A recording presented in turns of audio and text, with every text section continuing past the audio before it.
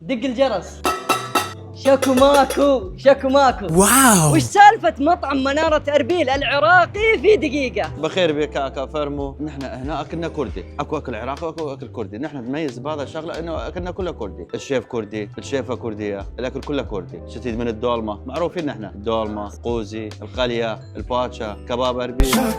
بخير بلو منارة. اليوم عندنا مسقوف عراقي. تيجي هذه هنا. الوجبة أنا كثير سمعت عنها بس أول مرة أجربها. هذا مسقوف عراقي، السمك لازم يكون فريش. اضرب بالخمسة يا حبيبي. مين يعرف اسم هالوجبة؟ باتشا عراقية معروفة. يقولون إنها تنوكل في الفطور، صحيح؟ نحن الساعة 5 الصبح ما نروح شاء نفطر الله. باتشا. الساعة 5 الصباح. شوف هذا يا كله جماعة. كولاجين. يا الله. شوف الباتشا. يا سلام. هذا كله كولاجين. استمتع بالمشاهدة. اللي عنده ألم بالمفاصل، عنده شيء يجي هنا. علاج. اللي يريد يصير أسد بالليل.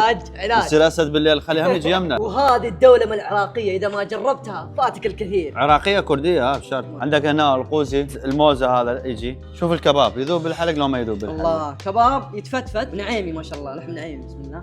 اليوم انت من تجي المطعم منارة، لحمنا كله فريش الحمد لله والشكر. شوف هاي الرقبة كلها ما شاء فريش. الله. طري لحم اللحم. طري لحم نعيمي. اضرب بالخمس. اضرب بالخمس. هاي 5 تصير اسد. والشاي العراقي اهم شيء بعد الاكل. يا سلام. نحن بعمومة بالعراق الشاي اذا ما يتخدر الشاي نحن ما نحبه. وعندهم عرض في راس السنه، اي وجبه من هذه الوجبات مع صحن المقبلات مع الشيشه في راس السنه 250 درهم. وطبعا مطعم مناره اربيل العراقي عندهم مواقف خاصه للسيارات. حياكم الله اهل العراق، علموني وش اكثر وجبه تحبون تاكلونها يوميا. عيني لا تنسون اكتبوا لنا بالتعليقات شو تحب الاكله العراقيه المفضله عندك.